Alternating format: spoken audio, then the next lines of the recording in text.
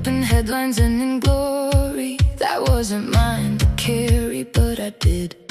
For years I kept the truth politely hid, behind a careful smile and patient eyes, behind the version of me that was sanitized for public consumption, for the crowd who wanted me grateful and quiet and bowed.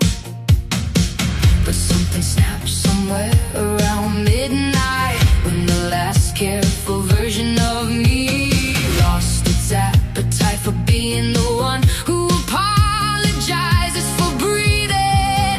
I burned it down, I burned it all down, every version of me that belonged to this town. I burned it down and I do it again.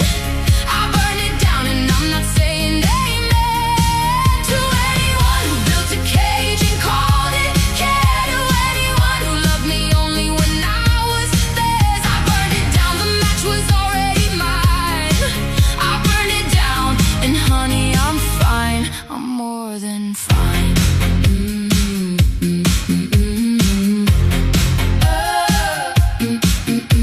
They kept a careful record of my errors, displayed them like a gallery of terrors, for anyone who asked what kind of girl would have the nerve to set fire to her world.